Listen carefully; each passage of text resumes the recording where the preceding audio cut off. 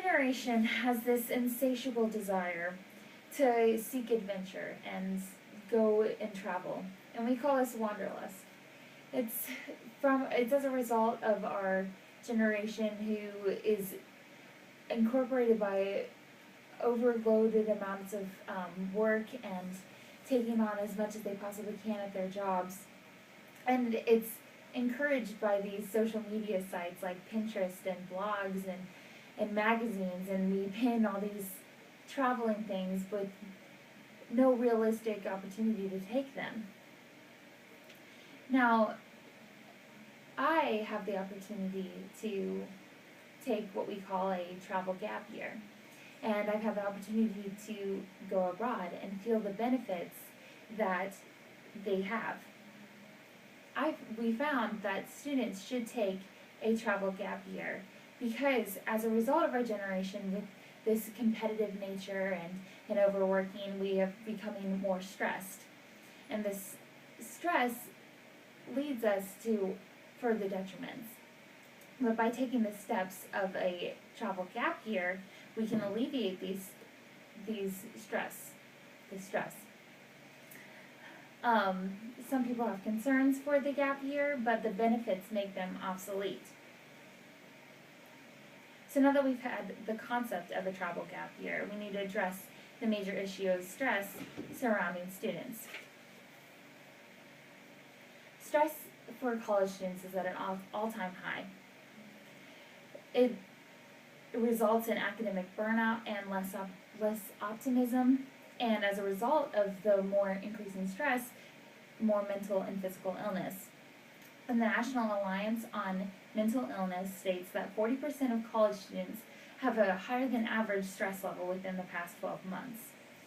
And also, stress has severe adverse effects on students. The Center for Disease Control and Prevention states that suicide is the third leading cause of death in 15 to 24-year-olds, and what generally causes suicide is an increasing amount of stress.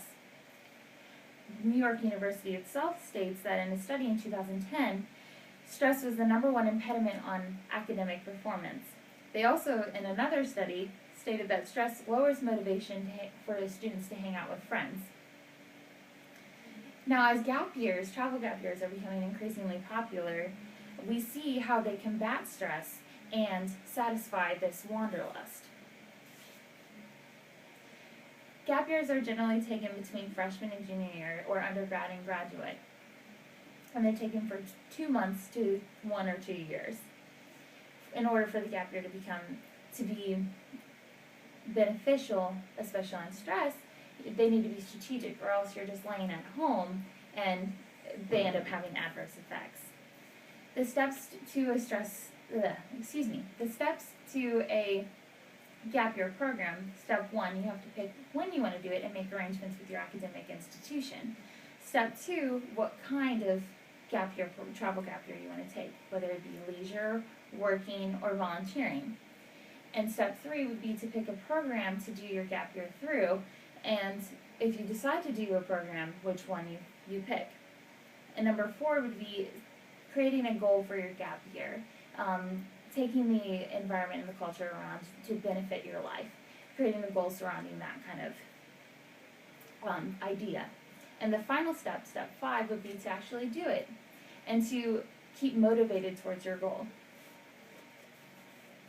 Now, some people have reservations towards the travel gap year. Some say that it's too expensive. I say that the American Gap Association states that they have a whole list of programs with financial options that are catered for that student. The American Gap Association also puts out lists of scholarships that you can apply for. In 2013 alone, they gave out $2.5 million in scholarships and grants to students seeking a gap year.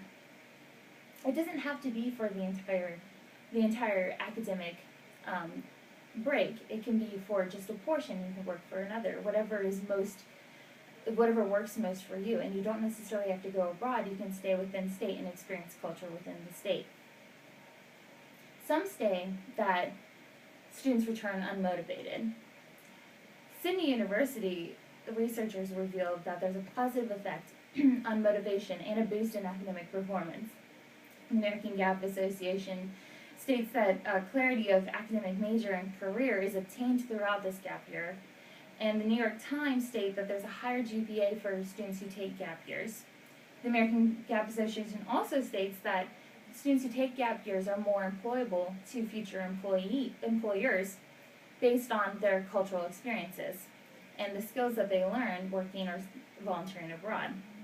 Some say that it's hard to go back, but the Wall Street Journal states that 90% of students who choose to take a gap year have a return rate within that year. So now that you see that the benefits outweigh the concerns, we have a couple options. Students who take a gap year, they have a direct visual of a career path, a boost in academic performance, and a boost in motivation, and are more employable to future employers. On the contrary, students who do not take gap years put themselves at risk for higher levels of stress and academic burnout, resulting in potential for greater mental and physical illness. So now we have the opportunity to make a choice. We can make this wanderlust a reality, and a healthy reality. Students should take a gap year. This gap year has been statistically shown to alleviate stress and, as a result, prevent academic burnout and mental illness. Students who take the gap year reap the benefits that I mentioned, including positive on their academic performance and motivation. So are you feeling resentment towards a career path in your classes that you're taking right now? Feeling hopeless at school and still have a long way to go? Research the opportunities that a travel gap year can give you and take them. Now is the prime time for us. We're at a young age and we need to experience those cultural experiences to direct our lives.